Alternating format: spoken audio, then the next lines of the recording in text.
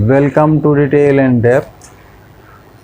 आज हम लोग डायमेंशन के बारे में चर्चा करेंगे। डायमेंशन का मीनिंग होता है फैलाव।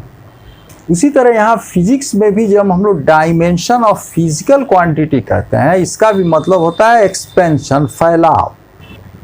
जब हम यूनिट बनाते हैं फिजिकल क्वांटिटीज़ को मेज़र करने के लिए, तो आप जानते हैं कि हम हर क्वांटिटी का इंडिपेंडेंटली हम लोग यूनिट नहीं बनाते हैं। कुछ क्वांटिटीज़ को हम लोग फंडामेंटल क्वांटिटीज़ मान लेते हैं और बाकी सारे फिजिकल क्वांटिटीज़ को उन्हीं के टर्म में एक्सप्रेस कर देते हैं। इस तरह से जो फंडामेंटल क्वांटिटीज़ होती हैं उनके यूनिट को हम फंडामेंटल यूनिट कहते हैं और बाकी को हम कहते हैं कि ये डिराइव्ड यूनिट है। इसका मतलब ये हुआ कि हमारे पास जितनी फिजिकल क्वांटिटीज़ हैं उन सभी को ये जो 7 जो फंडामेंटल क्वांटिटीज़ लिए गए हैं फिजिक्स में, हम सभी क्वांटिटीज़ को इन 7 फंडामेंटल क्वांटिटीज़ के टर्म में एक्सप्रेस कर सकते हैं। तो इस तरह से हम लोग कहते हैं कि ये जो हमारा फिजिकल वर्ल्ड है उसका डायमेंशन, उसके डायमेंशन यही 7 फिजिकल क्वांटिटीज़ हैं। इन्हीं को डिफरेंट पावर दे करके और दूसरे क्वांटिटीज़ जो हैं इस फिजिकल वर्ल्ड में, हम उनको एक्सप्रेस कर सकते हैं। हम इसी को डायमेंशन कहते हैं।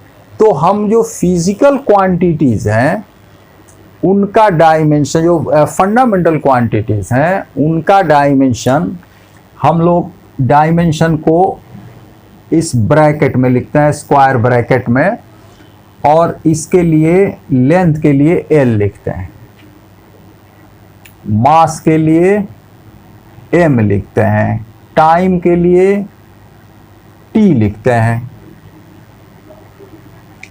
टाइम के लिए T लिखते हैं, करंट के लिए A लिखते हैं, टेम्परेचर के लिए केल्विन यूनिट के हिसाब से K लिख देते हैं। इस तरह से 7 क्वांटिटीज़ का ये डायमेंशन हुआ।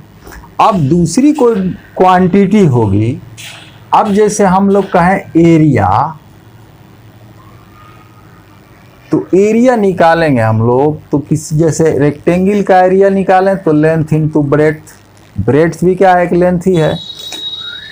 मतलब कि एरिया निकालने के लिए जो एरिया है इसका डायमेंशन देखा जाए तो 2 लेंथ को मल्टीप्लाई करें तो एरिया आता है, या इसका हम डायमेंशन कहेंगे L स्क्वायर।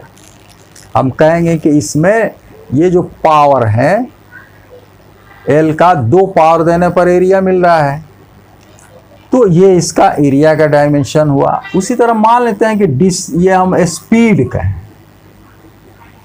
तो स्पीड का डायमेंशन क्या होना चाहिए? स्पीड होता है डिस्टेंस अपॉन टाइम। डिस्टेंस क्या है? लेंथ है।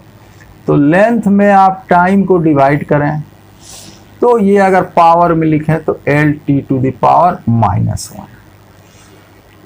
तो स्पीड में लेंथ का डायमेंशन 1 और टाइम का डायमेंशन -1।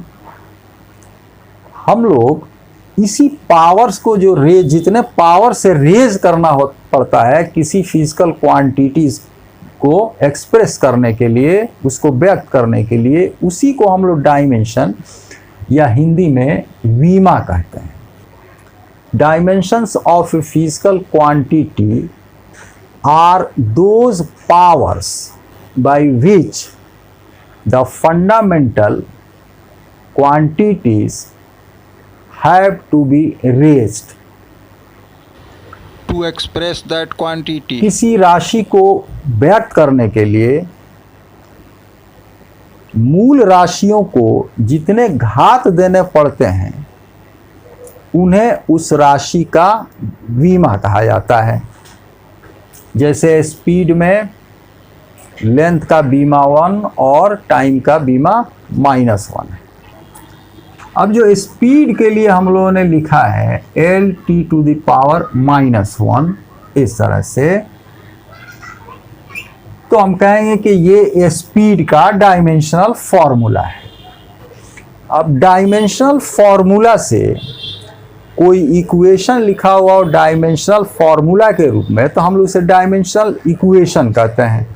जैसे हम लिख सकते हैं कि ये स्पीड के लिए v लिखें तो dimension of v is equal to Lt⁻⁻1, तो ये क्या हुआ, डायमेंशनल इक्वेशन हो गया।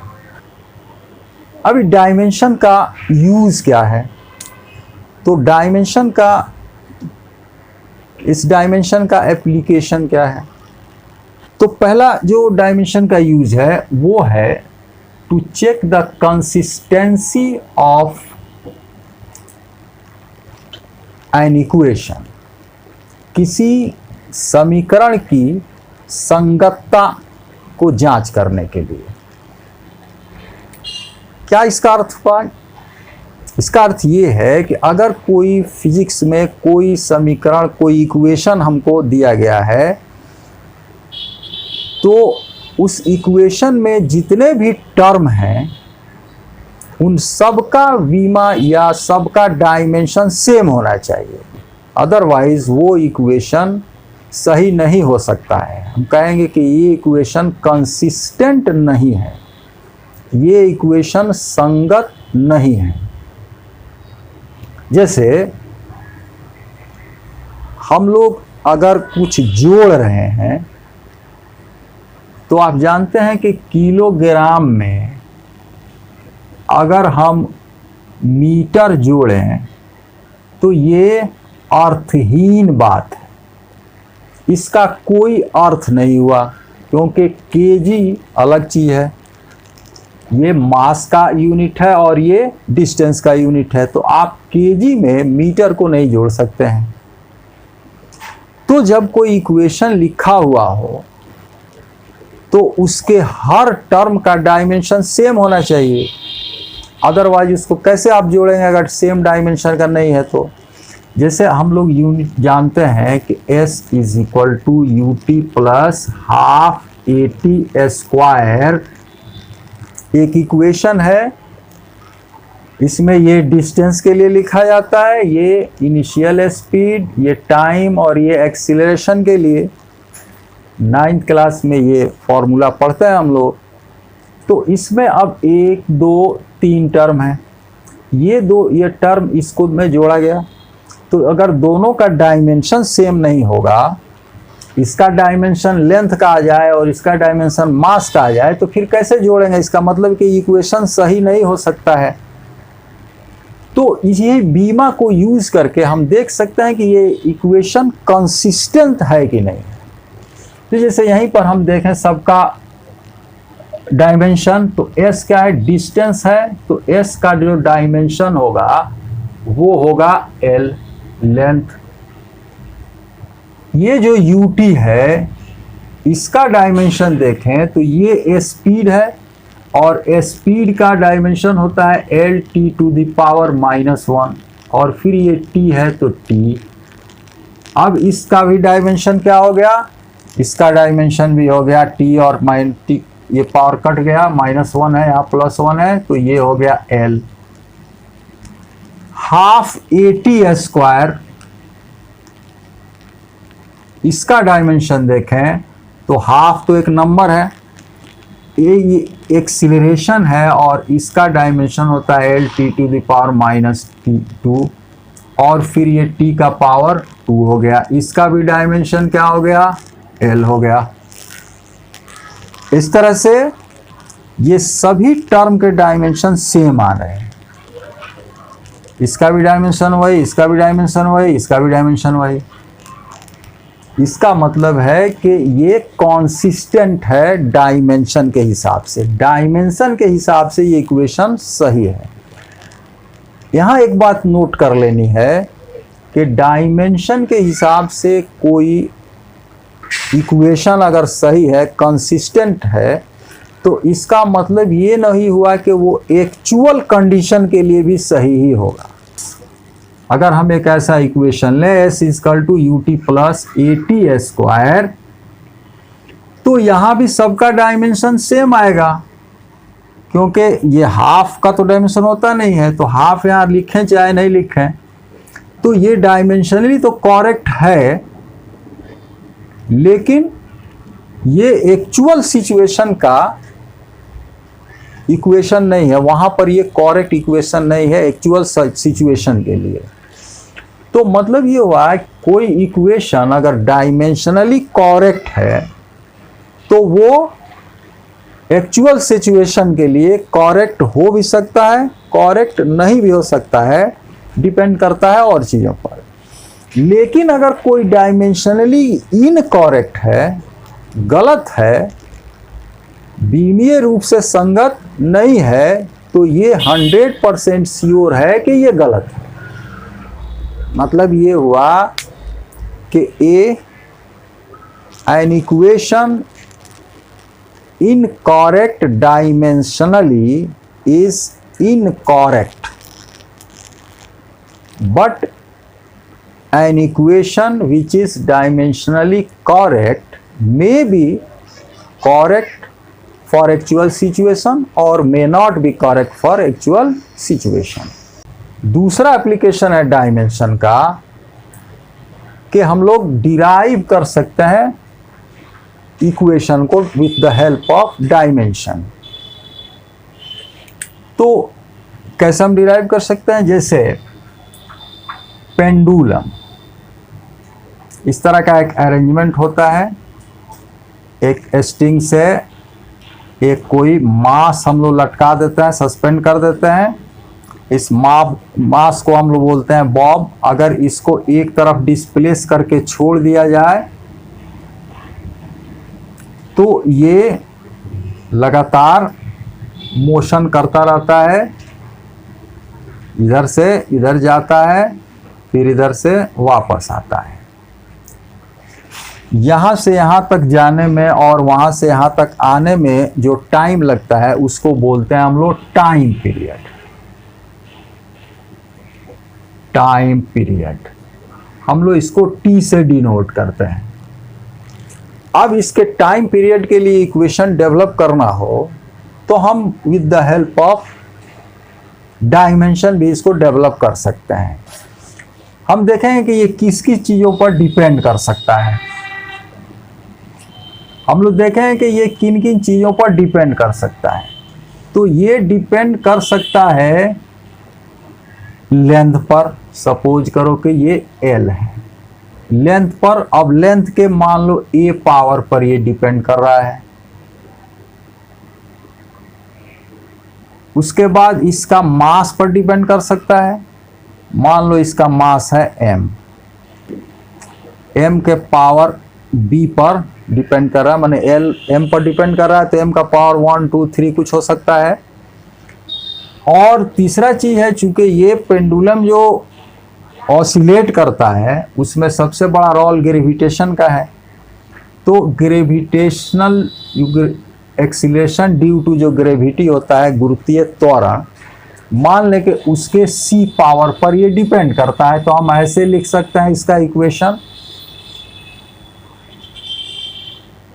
तो हम लोग इसका इक्वेशन लिख सकते हैं ऐसे, T varies as L to the power A M to the power B G to the power C. अब इसको हटाएं तो हम लोग कोई कांस्टेंट आएगा। ये हम मान लिया कि यूनिटलेस कोई कांस्टेंट है। अब हम लोग देखें कि ये जो टाइम पीरियड है तो t इजकल टू इतना हुआ, तो दोनों तरफ का डायमेंशन सेम होना चाहिए। तो इधर तो टाइम है, इसका डायमेंशन क्या हो गया? ये तो t ही है डायमेंशन। अब इधर का डायमेंशन देखा जाए, l, ये k तो डायमेंशनलेस है, l का डायमेंशन l और उसका पावर a, m का डायमेंशन इसका पावर b, g क्या है? ये एक्सीलरेशन ड्यू टू ग्रेविटी है, तो एक्सीलरेशन है तो l t to the power -2 और इसका पावर c।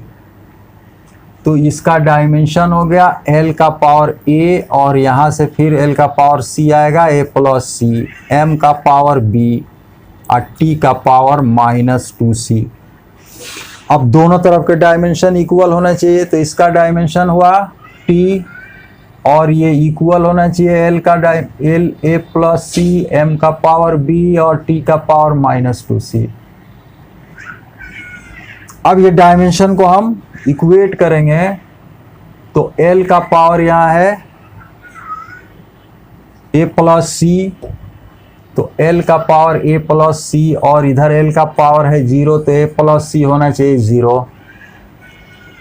m का पावर b इधर है और इधर है 0, कोई पावर नहीं है m का, तो ये 0 होना चाहिए। इधर -2c है t का पावर और इधर है 1, तो ये 1 होना चाहिए -2c। तो जब इसको सोल्व करेंगे तो देखो c बराबर हो जाएगा -1/2, b आपका ऑलरेडी 0 है, यहाँ -1/2 रखेंगे c के जगह, तो a आएगा 1/2। अब ये इक्वेशन में वैल्यू हम लोग रख देंगे तो t बराबर हो जाएगा k l का पावर a और a बराबर है 1/2, b m का पावर b, तो ये तो 0 है तो इसलिए m का पावर 0 लिखने का कोई फ़ायदा नहीं, या g का पावर c है और c का पावर है -1/2। इसका मतलब है हम इसको लिख सकते हैं k अंडर रूट, चूँकि पावर हाफ है तो ये रूट अंडर l ऊपर और माइनस है ये हाफ, तो रूट में g नीचे। तो ये हमको इक्वेशन मिल गया टाइम पीरियड के लिए, k is equal to under root l/g। अब यहाँ रह गया k का क्या वैल्यू होगा, तो इसको प्रैक्टिकली निकाला गया तो k का वैल्यू आया 2 पाई और तब ये फाइनल इक्वेशन हो जाता है 2 पाई अंडर रूट l/g। तो ये डायमेंशनली हम लोग इक्वेशन को डिराइव भी कर सकते हैं। तो ये डायमेंशन के बारे में ये चर्चा समाप्त होती है।